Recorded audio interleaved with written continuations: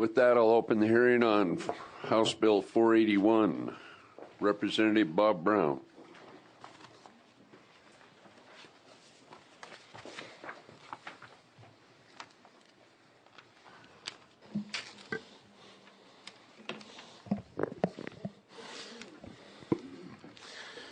Mr. Chair, ladies and gentlemen of the committee, I am Representative Bob Brown from House District 13. I'll just like to say, I'll start by saying it's really nice to see all the proponents behind me today.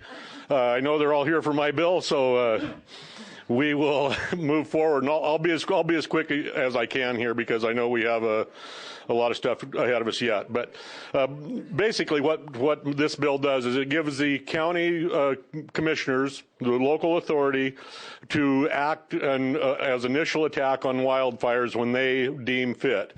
We've seen in the past some slow responses in our area, in some areas. I don't want to say all areas because I talk to people around the state that in some areas, it works pretty good. The system we have now works pretty good. And in those areas, I'm not trying to force anybody to do anything, but I want to give the counties authority on the health and safety of their people to be able to act on these. And if you have had time to read through the legal note, it basically goes into the supremacy clause and talks about the supremacy clause. And so I was looking for some information on that, and reading the Constitution and everything else, and I see nowhere in the supremacy clause that it tells us that we have to abandon the right to protect our property or our health and safety. So that's really where I will leave that.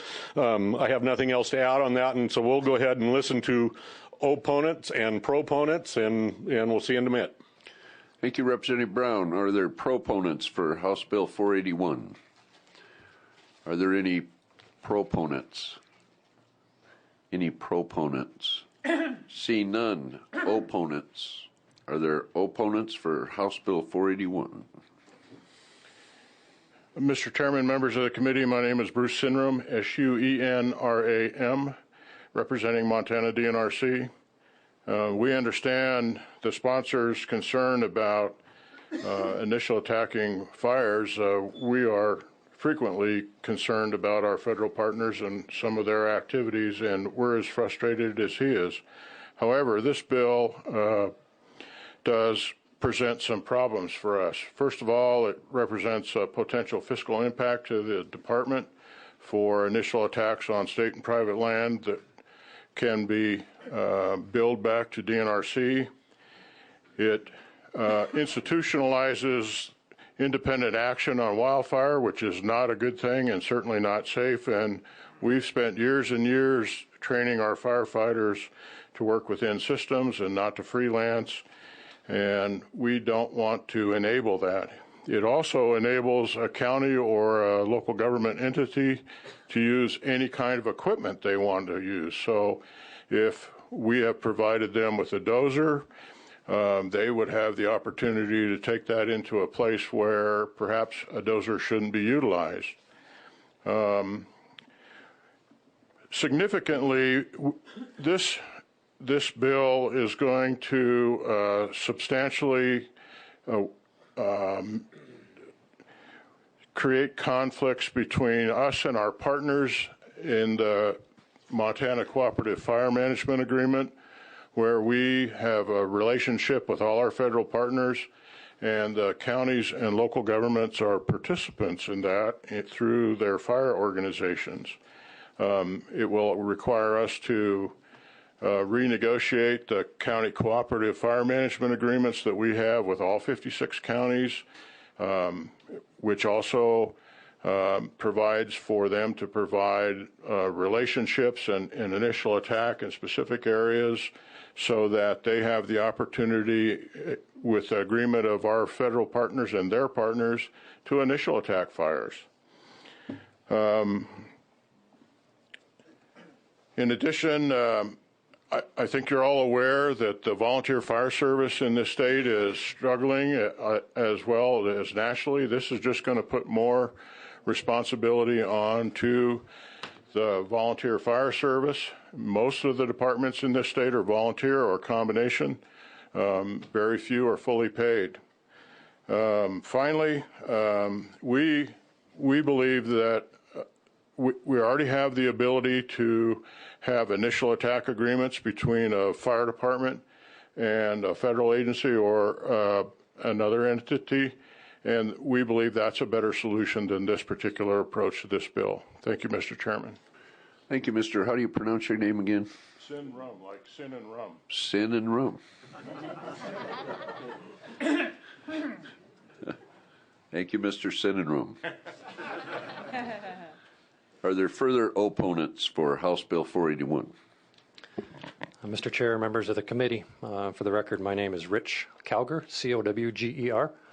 A little background on me. I am the fire chief for Columbus Rural Fire District number 3.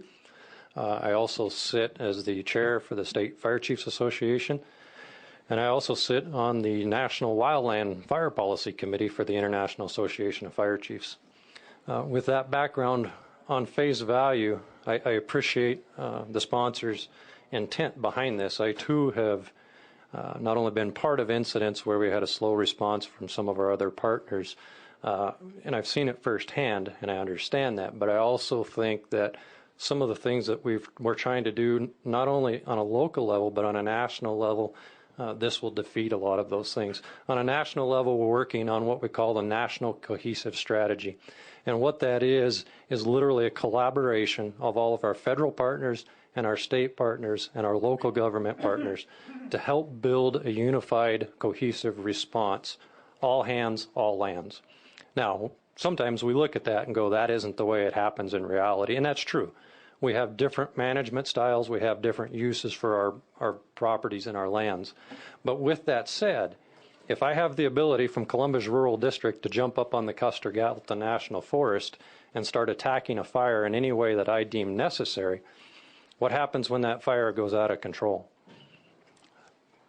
If I turn that bill into DNRC, which through a local government agency I have to go through the state, and DNRC then in turn sends that bill to the federal partner, whoever that may be, and they look at that out of control fire that now may have burned down 15 homes and it killed 3 people, and they say, that was not our responsibility.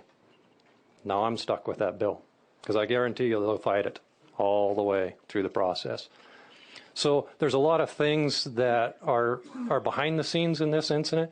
As Bruce mentioned, sin and rum, that's a new one for me. So, as he mentioned, we've spent a lot of time collaboratively on a local effort trying to get all firefighters from state, local, and federal systems to recognize each other's skill sets and their training levels. This would take away a lot of that. We could take any department that trained to whatever their personal standard was and expect that to roll over to somebody else's jurisdiction. And that really is asking for disaster for recipe, or a recipe for disaster. We could see where that really, in turn, could damage more property and hurt folks.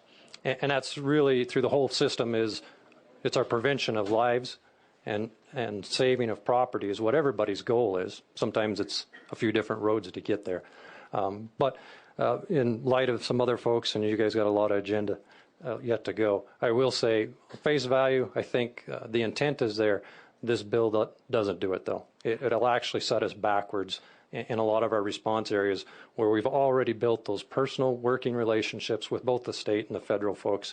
Like I said, I don't have Forest Service boundary, but out of the Custer Forest, they already welcome me with open arms. It's called mutual aid, and we respond there regularly every year. And so I'd keep that in mind, that these systems are already in place. Usually on a local level, it just means that we need to work harder to bolster what those relationships look like. Thank you. Thank you, Mr. Cowger. Further opponents, House Bill 481. Mr. Chairman, members of the committee, my name is Brad Mohn, M-O-H-N. I am the chief of the Hamilton Fire Department as well as the Ravalli County Fire Warden. I agree with Chief Cowger. On face value, we are opposed to this bill. I believe that the intent is already addressed through the community wildfire protection plans that we currently have in place with the DNRC and our federal partners, as well as the county co-op that is currently in place. I think it's just another way of doing things that's already being done. And also, I do believe that it could muddy the waters, for lack of a better word, with our federal partners. Currently, I enjoy a very good relationship with my state and federal partners in Ravalli County, and I would hate to see anything that could possibly damage that. So thank you for your time. Thank you, Mr. Moen. Further opponents, House Bill 481. Mr. Chair, members of the committee, my name is Ed Schindoll, S-H-I-N-D-O-L-L. I'm here representing the Montana County Fire Wardens. We are opposed to this bill. We think that what we have in place already is working quite well, and like the previous speakers have said, we don't want to hurt anything that is working well right now, and we've got good responsibilities and cooperation between all of our jurisdictions, especially I'm also the fire chief for Broadwater County, and I have great working relationship with all my partners down there. Thank you. Thank you, Mr. Schindoll. Further opponents, House Bill 481. Mr. Chairman, members of the committee, my name is Rod Bullis, B-U-L-L-I-S, and I'm going to speak to you as a retired incident commander, national incident commander. I was operations section chief of wildland fire teams from 1984 to 2004, and incident commander of national fire teams from 94 to when I retired in 2004. You know, as has been said before, you know, the intent of this is good. And I personally have experiences in local incidents from Alaska to Florida of where something was missed locally, where the county commissioners, the sheriff, the governor, the senators, the protocols weren't followed. Decisions were made that people didn't agree upon, but there's a system in place. It's called the Incident Command System that started in 1984. And we have unified decision making. If people can follow those systems to where everyone is in the mix.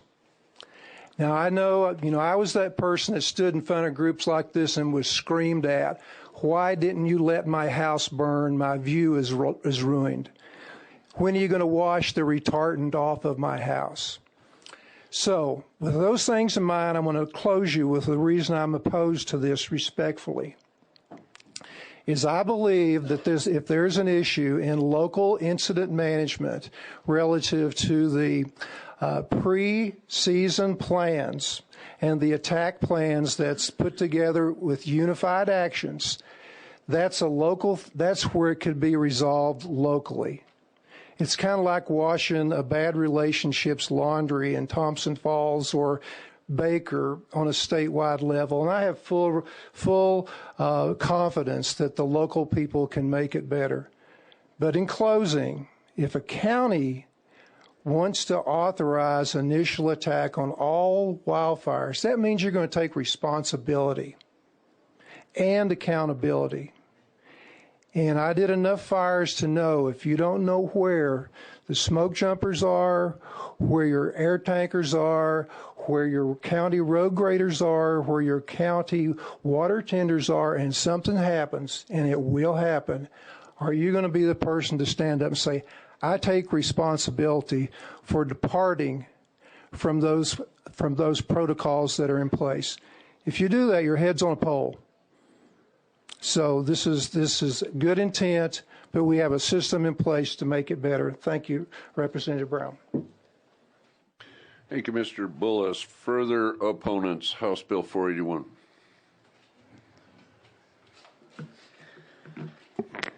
Good afternoon, Mr. Chairman, members of the committee. My name is Audrey Walliser, W-A-L-L-E-S-E-R. I'm here to stand in opposition to House Bill 481 and kind of touch on a couple things that the other fine gentlemen before me haven't touched on. So while I believe the intent of this bill is noble, I think that what needs to happen is not under the scope of which the sponsor is presenting this.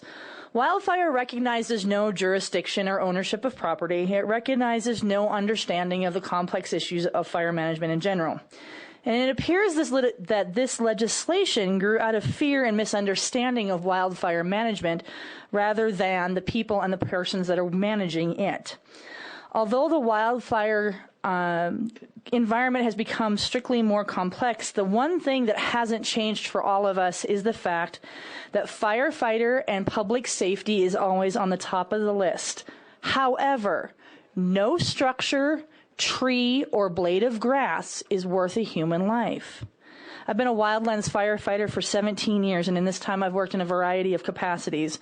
Everything from my current position as an engine boss to public information prevention and disaster planning. Fire historically has played a fundamental role in Western ecosystems, and the public understanding of that role it plays has been very, very jaded. Nobody wants to look out their window and see a horrible plume of smoke destroying the nature and the nature and the context of which Montana is based. The public's desire, although, to understand fire usually is only brought to the forefront when there's a huge plume of smoke in their neighborhood. The idea federal management of fire is not in agreement with the state constitution may have validity. However, it's based on the sole fact that the public's perception of fire in general is not understood. The issue with the ideals that the counties and departments should have the ability to take action solely based on their status is not only reckless but dangerous.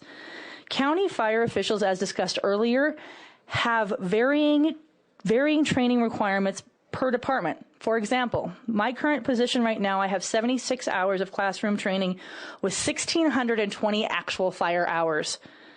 Some of my counterparts on fire have none. Other situations are where training books and task books have been pushed through due to the discrepancy of departments or chiefs. While there is no mandate for training, safety is of the utmost importance to all people on these fires. We have seen this come into fruition in the last recent years. The legality of this bill itself is being questioned as it's protected in regards to the property and supremacy clause. And additionally, this grows the size of government and the scope with unintended financial and resource consequences. Overall, the bottom line of my opposition to this bill is simple. Public perception of fire and fire risk analysis varies from person to person. And until the general public understands exactly what goes into wildlands fire training, the idea of trying to litigate fire and to legislate it is pointless. Thank you. Thank you, Ms. Walliser. Further opponents, House Bill 481.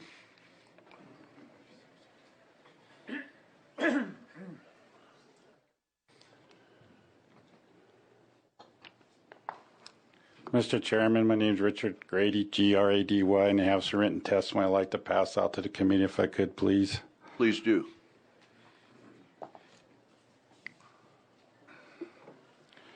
Mr. Chairman, I'm here representing the landowners. And again, last week I testified I served with Can Creek Road Fire District Fire Chief. Then in my family, northwest of Canyon Creek, has direct and affidavit protection. And we seem to forget who's paying the bills. It's those people that are paying the fire district to supply the funding to support the equipment to put gas in the trucks and workman's comp and everything else. In my testimony, I have an attachment called the Davis Fire. It occurred approximately 6 years ago, which was a prescribed fire in August in which it escaped. And we closed burning in Lewis and Clark County. And we talk about the cooperators working together. For 20 years in this county, we worked about closing open burning when fire danger reaches a certain level. Again, I talked to Mr. Brown last week on some concerns, some amendments. Yesterday I saw an article that you may look at some amendments. I think the intent is good, but we need to also look at what the volunteers, DNRC, is stating. I'm going to speak as a landowner. That fire threatened my ranch's, my family's property, and my dad was up on the ranch when his fire took off. Lucky enough, we got home on the ranch radar, got him out of there. Unfortunately, they did not, this was a prescribed burn that was done in August, and they failed to communicate to the citizens and the adjacent landowners. And it was very disheartening to find out the DNRC was involved in this prescribed fire. But the point is that it escaped. They went to a Type 2 incident management team. They set their base camp at the ranch. They used another adjacent landowner to set up their helicopters. We took care of the problem. But nothing ever came out of it. and there was people that were protecting their homes, putting sprinklers up Stemple Pass. I mean, that's what you do. But I can do it again, the last, what we talk about, and I hope that you will do that, okay, and do what they do to make it better. And so I'll leave what I got, and let's just work together and try to do it better. Thank you very much. Thank you, Mr. Grady. Further opponents, House Bill 481. Thank you, Mr. Chair. Members of the committee, my name is Kirk Hennifer. I'm out of Missoula, Montana. I'm a private contractor from the contractor sector side. Could you spell your last name, please? Hennefer. I have some information, with your permission, to pass out to you. If that's Please okay. do.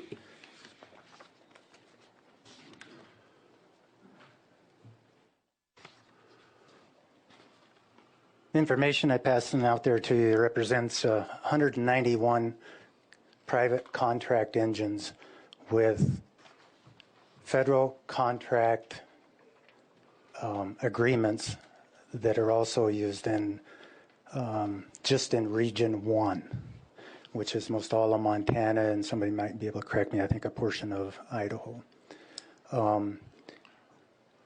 There is a lot of scope here that is already in place, which I think is working. Our only suggestion is that maybe, more of us could have a voice and be a little more efficient and just make things better. And those lists there just give you names and opportunities to contact certain people in the private sector if you'd like. Thank you, Mr. Henderson. Thank you. Further opponents, House Bill 481. Further opponents. Any further opponents? Seeing none. Informational witnesses. Are there any informational witnesses? Informational witnesses. Seeing none. Questions from the committee. Representative Manzella. Thank you, Mr. Chair. Question for Chief Moen, please. Mr. Chair, Representative Manzella. Mr. Chair, Chief Moen, thanks for coming over today. Which title do you covet the most? Warden, Fire Warden, or Chief? Depends on what time of the year it is, ma'am. It's fine. I would just simply like to ask you to take the committee through the Roaring Lion Fire, because that, I feel, was an example of a job well done, exceptionally well done, where local firefighters jumped on that thing, saved lives, saved homes, saved structures, and then were backed up by further assistance from firefighters. So how is it supposed to work? That's an example of one that was done right. What can we learn from that, please? To be as brief as possible, if I get long-winded, please cut me off. The Roaring Lion Fire took off approximately at 2 p.m. Sunday, July 31st. We had mid-90-degree temperatures, single-digit humidities. It was doubling in size every minute. It went from 2 acres to 50 acres inside 5 minutes, and the rest is pretty much history. But Hamilton Fire Department was dispatched to the Roaring Lion Fire. Upon dispatch, I made immediate contact with Bitterroot Dispatch, which is the Forest Service dispatch in Ravalli County. At that time, they already had one engine en route from Darby, which is 12 miles to the south of Roaring Lion. They had a helicopter up, doing a size up, and they were hooking the water bucket up at that time onto the helicopter. Myself, 3 of my engines, and 2 Forest Service engines, and the Bitterroot hotshot buggies reached Roaring Lion trailhead within 3-4 minutes of each other. We instantly went into unified command, myself and the engine boss off engine 21 of the Bitterroot Forest Service. It was also type 3 qualified team leader, qualified. We took unified command, made some decisions, involved the local law enforcement, the sheriff, to start evacuations immediately. If we did not act together with all of our partners, I feel we would have lost lives. There was some pretty scary stories that I heard later on of people getting thrown into the back of pickups to get out of the area. We did end up losing 16 homes that afternoon and evening. But overall, I feel it is a success because no lives were lost. Excuse me. But those types of decisions are based off of relationships that takes years to foster, knowing the person standing next to you, knowing their qualifications and their judgment set. Is that what you're looking for, Representative? Thank you, Mr. Chair. Follow-up. I'm specifically interested in understanding the hierarchy and the jurisdiction or authorities. You start it. It starts with you, and then how does it roll out, and the compensation? How is our local firefighters compensated for that? Okay, as chief of the local fire department, as I said, I was paged out. The fire started on U.S. Forest Service grounds, so technically it is their fire. Okay. But we went into a unified command with the Forest Service. Myself and the Forest Service went into unified command. I activated Ravalli County Mutual Aid. I had 12 departments from Florence, Montana to Sula, Montana responding to give me assistance, as well as what the Forest Service had ordered. That progressed throughout the night. The decision was made early in the evening on Sunday the 31st to go to a Type 1 incident management team. The Forest Service ordered that in. They were en route almost immediately. In the meantime, I also activated Montana Mutual Aid, which is another valuable resource that we have here. I had engine strike teams coming out of, I should have brought my notes. I believe it was Lewis and Clark and Gallatin County sent me resources to relieve Ravalli County's volunteers. They took over about 7 o'clock Monday morning. They come in and gave the volunteers of Ravalli County relief. At about 2 p.m., I think it was on Monday, Greg Ponson's incident management team, Type 1 team, was briefed at the Forest Service. They were on a rush schedule because of the complexity of the incident. They took over the fire at 6 p.m. Monday night. And then it was theirs from there on. Okay. I was still in unified command, though, with Mr. Ponson. Further questions? Representative Curdy. Thank you, Mr. Chair. For Chief Sinram. Sinram. Mr. Sinram. Mr. Chairman, Representative Curdy. Mr. Chair, Chief Sinram. You know my background, so I'm not going to elaborate. But I have been involved in the periphery on some fatalities, wildland fire fatalities. So my question for you, what implications do counties and volunteer fire departments face if training qualifications aren't met and one of the volunteers should be fatally injured in a fire? Well, thanks for the softball. Mr. Chairman, Representative Curdy, that's an interesting question. Our relationship with local government is that, and within a county, is that their standards are their standards. If we want to mobilize them from one county to another, then they meet national standards for mobilization. If that particular issue has not been tried in court yet that I'm aware of, but I suspect that that would be seriously examined. NIOSH investigation would lead to some pretty interesting conclusions, I'm sure.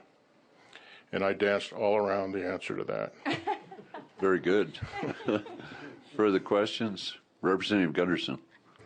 Mr. Chairman, Chief Sinram, throwing another softball,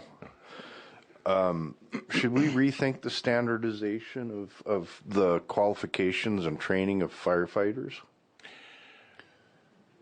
Mr. Chairman, Representative Gunderson, I think over my career in the fire service here in Montana, the training and qualifications of firefighters has advanced substantially. I've been in Montana since 1980. the experience and training and qualifications of people that we put on fire today far surpasses what we did even 10 years ago. Chief Cowger from a rural fire district is on an incident management team. Chief Moan has served as Type 3 incident commander on some significant incidents. I think we are making a lot of progress. DNRC spends a lot of training time and training hours every winter developing our cadre or group of folks that we call on. Follow up? To what standards should we be training? And I'm not speaking of management. I'm speaking of the people on the ground, the actual firefighters. There are, Mr. Chairman, Representative Gunderson, there are two essential standards that are out there. One is the National Wildfire Qualification System, which a lot of departments work to meet. The other is the National Fire Protection Association has a set of standards for everybody from a firefighter to a chief officer. So either one of those targets would be good. Montana Fire Service Training School works to meet a lot of those standards, and they offer training, as does DNRC and a lot of local departments. Follow up on that? One more follow-up? Okay, but what I'm trying to do is narrow this down. What do you think is the best? Where should we be putting our training dollars and focus that into to where when we send somebody out, we're sending out the best? Mr. Chairman, Representative Gunderson, if I put on my DNRC hat, I would tell you the National Wildfire Coordinating Group's qualifications for wildland fire. If I switch my hats around and put on the chairman of the Fire District Board, I think I'd probably argue for both. And I didn't answer your question very well either. You hit it pretty close. Thank you, Chief. Thank you, Mr. Chairman. Further questions? Representative Fitzgerald. Yes, Mr. Chairman, for Chief Surnam. Chief Surnam. Well, Mr. Chairman, we go back about 50 years. Uh-oh. Not quite 50 years. 1980. Okay. Mr. Chairman, Mr. Surnam, it appears that from what I'm hearing, and I'm not totally familiar with Northwest Montana, but we have a response as well. Maybe I'm not even going to question training at this point, but it looks like we have a response question here. And as Chief Cowger said about Montana Mutual Aid, it's a great system. There's one in the east and one in the west is what I understand now, or even more of that. But on initial response, I think Chief Moen had a great example of what he called in. It appears to me that Representative Brown is not seeing this in his district up there. Can you give me a status report and any plans with Libby and all the folks that are up in that general area? Mr. Chairman. Mr. Chairman, Representative Fitzgerald, I didn't anticipate the hardball from you.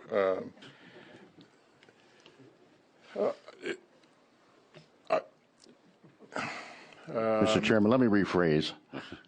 I'll let him try. All right. I don't, Mr. Chairman, Representative Fitzgerald, I don't know all the particulars to this particular or incident that potentially caused this bill to surface. It does appear that there may have been some response issues.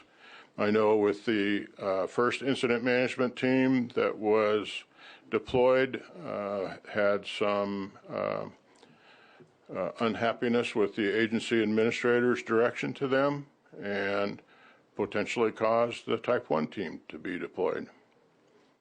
Is that sort of tactfully correct? Mr. Chairman, for the sponsor. Representative Brown.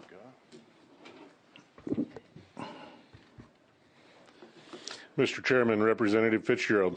Mr. Chairman, briefly, Representative Brown, as you described the need for initial response on all fires there, what do you see as a need for your area up there to remedy the problem on first response and timely response, Mr. Chairman? Mr. Chairman, Representative, the one thing I'd like to start by saying, I believe the state crews have done, in the past few years, have done a fabulous job. I think we've seen a lot of improvement there. I would say 10 years ago, I don't think you could have said that quite so much as I think they've taken a new approach. They've maybe learned from some of their mistakes. And I have to admit, I'm not right there on the ground with this, but what I continuously hear is that as the feds come in to take over a fire, they claim that it is their fire, and then it is 3 to 4 days before they have any equipment on that fire, and that's really what has gotten this started. And where I really started to have this idea in my head was we can remember a couple of years ago, and I forget the name of the fire right outside of Helena here, and it was in all the newspapers. We had the state had helicopters that were ready to fly on fires, and the federal government was saying that those choppers were not authorized to fly over our fire. And so that's the kind of stuff that I think we need to get away from. If we have equipment that is able to respond, and I'm saying that our county commissioners are going to make some good choices on the people they put out there. We have many of our firemen in the area spend a massive amount of time on wildfire. They are well trained, and they have the ability to do that if they are allowed to act. And so that's my whole point, is that, when it's necessary, not taking any authority away from anybody, when it is necessary that a county act and step up to get some of this stuff out there. And once we have equipment on the fire, I don't have a problem with those authorities coming in and relinquishing control of them immediately when they have the resources there to take over. Thank you, Mr. Chairman. Further questions, Representative Flynn. For the sponsor. Representative Brown. Mr. Chairman, Representative Flynn. Mr. Chairman, Representative Brown, I'll make a kind of a prelude comment, and then I'm going to ask you a question in regards to that. Because I in my lifetime as a rancher, have seen some huge fires and been in the middle of some huge fires where I would say the DNRC did a tremendous job, and we waited for the federal folks to come in, and it seemed like it took a long time. But my question to you is I've read the bill and looked at the number of proponents who came up and was very surprised not to see local fire departments come in, volunteer departments come in support of the bill. And I heard the testimony from several of them. Why haven't we seen any of the local folks coming in support of this bill? Mr. Chairman, Representative Flynn, to be honest, I didn't seek a lot of proponents. Because each individual case, I think out there, each individual fire is such it can be just such an individual thing. To say they're going to do it one time and not the other, I just think there's so much, I would say, gray area there. I have talked to some folks and in their areas, yeah, they have great response. I've talked to others, people in my community. You don't have to talk to very many of them to find several that are would be in favor of having some authority to take control. Further questions, Representative Curdy, you have another one? Yes, Mr. Chair. Thank you for the sponsor. Representative Brown. Mr. Chair, Representative Curdy. As I alluded to my question to the chief here a few minutes ago, I got to ask a question that's, I think, gets down to the nuts and bolts of things here. there are significant wildfire training requirements that are made of every firefighter that goes out on fire. So my question, number one, with a follow-up, Mr. Chair, is do you think that the volunteer fire departments in Sanders County meet all those fire standards required both by state and the federal government? With the Mr. Chair, Representative Curdy, I don't know how familiar you are with our volunteer fire department. They spend a massive amount of time on wildfire, and I would say yes. Follow up. So, Representative Brown, so if for chance there's a fatality in terms of one of your volunteer fire department firemen, and their qualifications aren't signed off and approved by both the state and the federal government, do you think Sanders County is ready to accept payments of hundreds of thousands of dollars for firefighter deaths and or major investigations into how the fire was conducted by the volunteer fire department? Mr. Chair, Representative Curdy, and I will refer that back to the chiefs that we have in our local fire department. They are first off, men of integrity. They would not place any of their firefighters, I believe, in harm's way, and they would not allow them to be on a fire that they were not trained to do so. They go through extensive training continuously. The Trout Creek Fire Department is just a prime example. Harold Hudson has been there for years, and he would never place somebody that was not properly trained into that position. Further questions? Representative Manzella. Thank you, Mr. Chair. I got to put Chief Moen on the hot spot again. Chief Moen. Mr. Chairman, Representative Manzella. Thank you, Mr. Chair. Chief Moen. I'm perplexed because the way this bill is written seems so much like what we have in Ravalli County and what we're doing. But obviously it's not happening all over. So two questions. First, you'd said that the Roaring Lion fire started on U.S. Forest Service ground. That is correct. Okay. Would you have had the opportunity to say, not my fire, not my responsibility? No, talk about a hardball. I'm going to let him try to answer that. I guess legally, I may be able to say that's not my fire, but it was on my district in a matter of minutes, so it became my fire. That's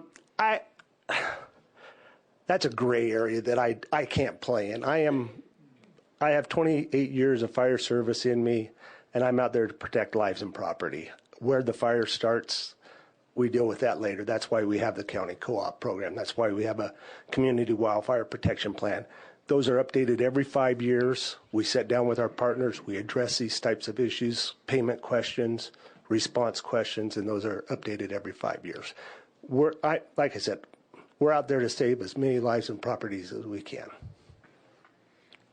Follow-up. One more follow-up. Would you care to speculate what would have happened had you and your men and your teams not been on that fire for those 24 hours that it took the United States Forest Service to show up? Okay, one little quick correction. Sorry.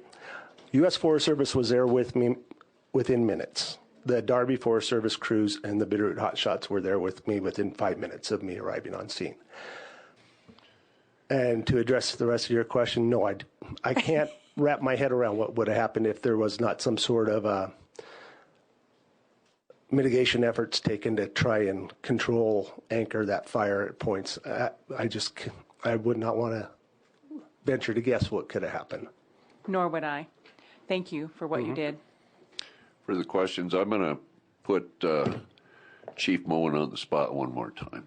I've got a couple of questions. You might re-refer this to Mr. Cinnarone. Okay. But I'm looking at the bill, and I don't know if you have a copy of the bill in front of you, but I look at line 26 and 27 on page 2. Immediate and poses an imminent threat to health, safety, or property. Engage in wildfire initial attack on all lands within the county's jurisdictional boundary. It sounds to me like that's what you did on the Darby fire because of imminent risk on a jurisdictional area within the boundaries of your district. I would agree, Mr. Chairman. And again, I will go back to what I just stated to Vice Chair Manzella. I am fortunate in Ravalli County that over the last 5 to 10 years we have really strengthened our cooperation with our partners, whether that's state, other valley departments, or the U.S. Forest Service. And I go back to the CWPP. We address these every 5 years. You know, we talk about past experiences. What can we do better? It has to work together. I can't do it on my own.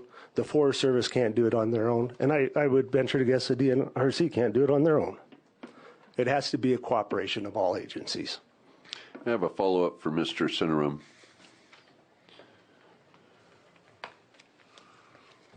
Mr. Cinnarone, and I'm not going to name any names or any counties or anything like that, but I've had cases where local jurisdictions have been pulled off of a fire by other agencies, the federal agencies, where that fire could have been put out by a local fire department, but they were told they didn't have jurisdiction and they were removed.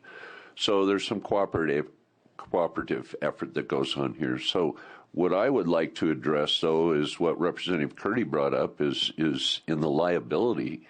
It's my understanding that if I have a fire on my private property that burns onto the Forest Service, I'm responsible for all firefighting costs and damage that was caused to the Forest Service to the federal property. Is that correct? Are you aware of that? Mr. Chairman, Chairman White, first of all, I'm not a lawyer. I'm a fire guy. So we don't have any lawyers here, so I'm the next best thing. You don't have to answer if you can't. If you were found negligent for whatever reason and you caused that fire, you could potentially be held liable for the cost of fighting that fire.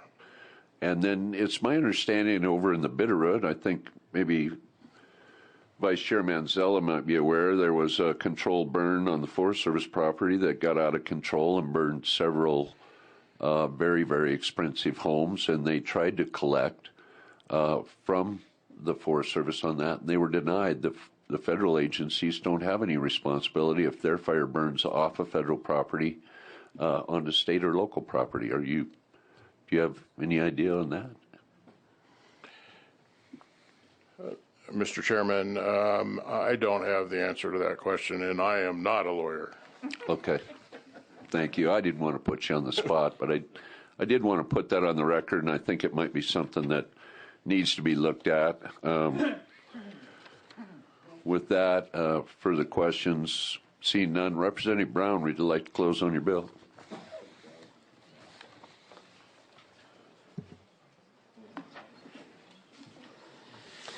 Thank you, Mr. Chair and members of the committee, for the great hearing. A couple of points I would like to touch on. Some of the testimony we said there was said that we needed to be aware of where everybody was at: smoke jumpers, tankers, graders. What I'm talking about is when we have no equipment there, when people haven't shown up and haven't responded at that point, and somebody needs to act to put these fires out. Obviously, the best fire is one that has never been started. The next we got to say the best one is one we put out when it was small. And, once again, I'd like to say also that I believe DNRC is doing a great job and making every attempt to take care of the problems that we have. And if we take all of the testimony that we've heard here today and we put that all into a basket, we hear this is what we've got going on. This is what's happening already. But if you look, this is not what we have in law. It does not give the county authority. We have areas where the action is not being taken, and if it is one area in the state where the action is being delayed, I believe that's too much. We look at other issues about life and limb. A smaller fire is far less dangerous than a big one, unless we just stand back and watch it go. We've in our area, all over the West, I think people have their belly full of large fires, and part of my intent here is let's get this conversation started. Let's start moving forward on what it is we can do to better respond. If we have areas within the state that where the response is not what it should be, then let's create a way that response can happen. If this bill does nothing more than make the other agencies act quicker, then it's a success. If they get on there and we have all the qualified, absolutely best we can get on the fire is really what we want to have this bill accomplish. So with that, I will close and I will ask for a do pass. Thank you. Thank you, Representative Brown. This closes